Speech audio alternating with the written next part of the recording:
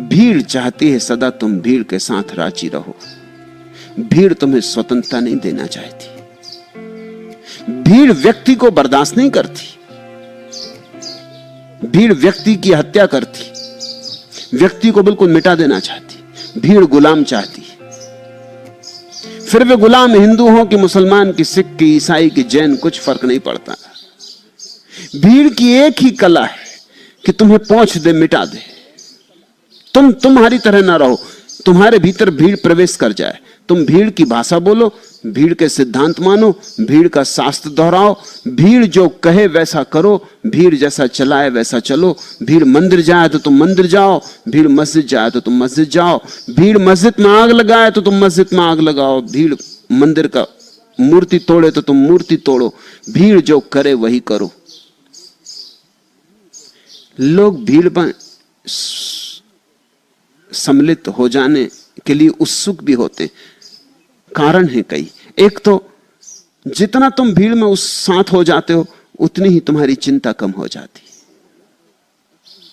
तुम्हारा जिम्मेदारी का भाव, तुम्हारे उत्तरदायित्व का भाव कम हो जाता है। मनोवैज्ञानिक कहते हैं कि जो पाप भीड़ करती है वो व्यक्ति कभी नहीं कर सकता। और अगर किसी भीड़ ने कोई पाप भी किया हो, समझो कि किसी भीड़ ने जाके मंदिर तोड़ डाला हो, कि गुरुद्वारे में आग लगा दी हो, कि मस्जिद जला दी हो, अगर इस भीड़ के एक एक आदमी से तुम अलग अलग जाके पूछो तो वो कहेगा कि मैं कैसे कर पाया, कह नहीं सकता, हो गया। अगर तुम उससे पूछो कि क्या तुम अकेले ये कर सकते थे,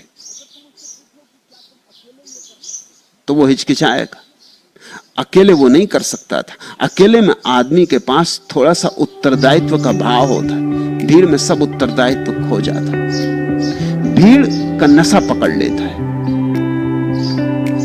इतने लोग कर रहे हैं तो ठीक ही कर रहे होंगे, फिर इतने लोग कर रहे हैं तो मेरी कोई जिम्मेवारी भी नहीं है। अगर मंदिर जलेगा तो मैं कोई अकेला जिम्मेवार नहीं, मैंने जलाया ऐसा सवाल ही नहीं, मैं तो सिर्फ भीड़ में था।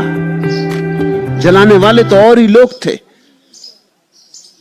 और भीड़ में हर एक आदमी यही सोच रहा है जैसा तुम सोच रहे हो कि जलाने वाली तो भीड़ है, मैं तो भीड़ में हूं। सिर्फ भीड़ ने जितने बड़े अपराध किए हैं कभी व्यक्तियों ने नहीं किए। व्यक्तियों के नाम बड़े छोटे मोटे अपराध हैं, असली अपराध भीड़ के नाम। तो व्यक्ति को आसानी भी मिलती है भीड़ के साथ जुड़ जाने में। तुम्हारे अपराध की वृत्ति को भी सुविधा मिलती, क्योंकि भीड़ के सहयोग के कारण अपराध पुण्य जैसा मालूम होता है, पाप पुण्य बन जाता है। तुम अकेले करो तो मन कचोटेगा, अंतःकरण पर चोट लगेगी, कांटा गड़ेगा। भीड़ के साथ करो, तुम्हें अंतःकरण की कोई चिंता ही नहीं। अंतःकरण को एक तरफ रख दिया जा सकता है। तुम्हारे भीतर छिपी हुई पशुता को सुविधा से प्रकट होने का मौका मिल जाता है। भीड़ में तुम परमात्मा से दूर हो जाते हो और पशु के करीब हो जाते हो। अकेले में जितने तुम व्यक्ति होते हो उतने ही तुम परमात्मा के करीब होते हो, क्योंकि उतना ही अंतःकरण, उतना ही विचार, उतना ही ध्यान सजग होता है।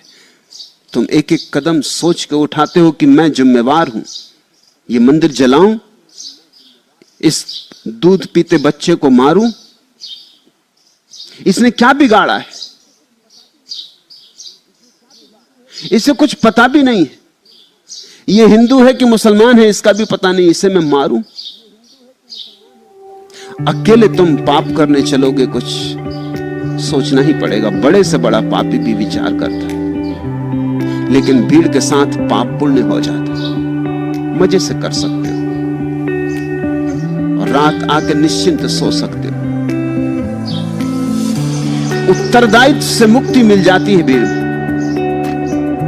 जिस आदमी ने हिरोशिमा पर एटम बम गिराया और 1 लाख आदमियों को 5 मिनट के भीतर राख कर दिया, वो आदमी रात लौट के निश्चिंता से सोया।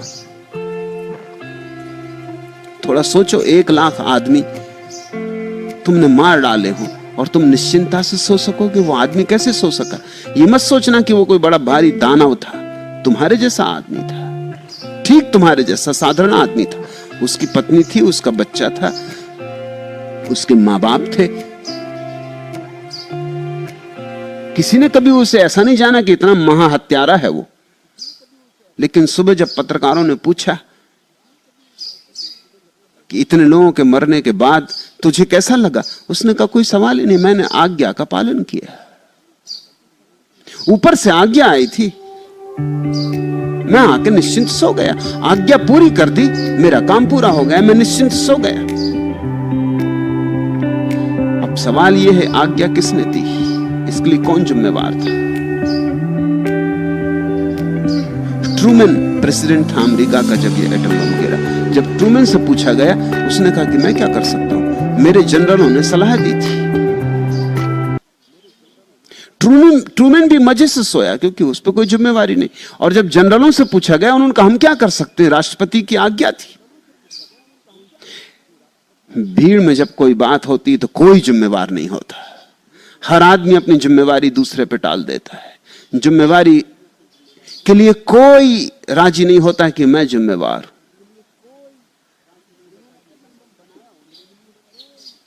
जिन्होंने एटम बम बनाया उन्होंने भी जिम्मेवारी अनुभव नहीं की। उन्होंने कहा हम तो सिर्फ विज्ञान की खोज कर रहे हैं, हमने इसलिए थोड़ी बनाया था कि तुम लोगों को मारो, हमने तो बड़ी भारी खोज की। उन्होंने भी अनुभव नहीं किया कि हमारी कोई जिम्मेवारी। फिर जिम्मेवार कौन था? 1 लाख आदमी मरे ये निश्चित, बम गिराया गया ये निश्चित, बम बनाया गया ये निश्चित, किसी की आज्ञा से गिरा ये भी निश्चित। लेकिन इतनी भीड़ संयुक्त है उसमें कि सब एक दूसरे पे टाल दे सकते हैं, कोई जिम्मेवार नहीं मालूम होता। भीड़ में लोग सम्मिलित होना चाहते हैं क्योंकि आत्मा को खोने का सबसे सुगम उपाय है। और भीड़ भी चाहती है कि तुम भीड़ में रहो क्योंकि भीड़ का बल उसकी संख्या में है। जब तुम अकेले अकेले चलने लगोगे, जब तुम व्यक्ति बनोगे, और वही सन्यास का अर्थ है कि तुम अपने अंतःकरण से जियोगे। अब तुम्हें जो ठीक लगता है वह तुम करोगे, नहीं कि भीड़ कहती है कि ठीक है। अब तुम अपना निर्णय स्वयं लोगे, अपने पाप पुण्य के लिए स्वयं जिम्मेवार होगे। अब तुम किसी पर टालोगे नहीं, तो निश्चित ही लोग कहेंगे तुम पागल हो रहे हो। फिर अनेक बार तुम्हारे और भीड़ के बीच बड़ा फासला हो जाएगा। भीड़ यजन करेगी, तुम भजन करोगे, बड़ा फर्क हो जाएगा। भीड़ कहेगी सत्यनारायण की कथा हो रही, आओ, तुम कहे इस कथा में क्या रखा है, क्योंकि जो कथा कर रहा है उसे कुछ पता नहीं, और इस कथा में सत्यनारायण की बात कहीं आती ही नहीं। कथा बड़ी मजेदार है, इससे सत्य का कोई लेना ही देना नहीं।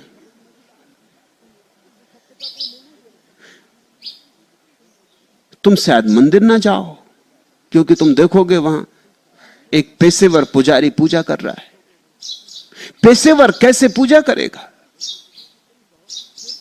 तुम शायद मस्जिद ना जाओ क्योंकि तुम कहो मस्जिद में भी कोई नहीं है, कोई प्रतिमा तो है नहीं, कोई आधार आलंबन तो है नहीं, तो जहां हाथ झुका के बैठ जाऊंगा वही मस्जिद हो गई, मस्जिद जाने की क्या जरूरत है। एक सूफी फकीर जिंदगी भर मस्जिद जाता रहा, इतने नियम से मस्जिद गया 5 बार दिन में नमाज पढ़ने कि लोग ये सोचना ही भूल गए थे कि कभी ऐसा भी होगा कि वो मस्जिद ना आएगा। कभी 1-2 बार ऐसा हुआ था तब कि वो बहुत बीमार था और उठ ना सका, तो ही कभी गांव छोड़ के नहीं गया कि दूसरे गांव जाए और वहां मस्जिद ना हो। लेकिन एक दिन सुबह लोगों ने पाया कि वो नहीं आया, कल शाम तक तो आया था, बिल्कुल ठीक था, तो बीमार भी नहीं हो सकता। एक ही शक हुआ कि बूढ़ा आदमी मर न गया हो। मस्जिद के बाद लोग सीधे उसके घर पहुंचे। वो अपने घर के सामने, झोपड़े के सामने एक वृक्ष के नीचे बैठा ढपली बजा रहा था और गीत गा रहा था। उन्होंने कहा बुढ़ापे में नास्तिक हो गए, बुढ़ापे में कुफ्र सूझा, काफिर हो गए, मस्जिद क्यों नहीं आए? वो फकीर हंसा, उसने कहा कि जब तक अज्ञानी थे तब तक आए, जब तक पता नहीं था कि परमात्मा सब जगह है तब तक मस्जिद आए। अब तो पता है कि सब जगह, यहां भी है वहां भी है, कहां आना कहां जाना। अब तो जहां है वहीं गीत गाएंगे, अब तो हर गीत नमाज है। मगर भीड़ इससे राजी नहीं हुई। भीड़ ने कहा कि बुढ़ापे में सठिया गए। तो भीड़ तुमसे कहेगी तुम पागल हो गए, तुम्हारा रंग ढंग समझ में ना आएगा। भीड़ ठीक ही कहती है,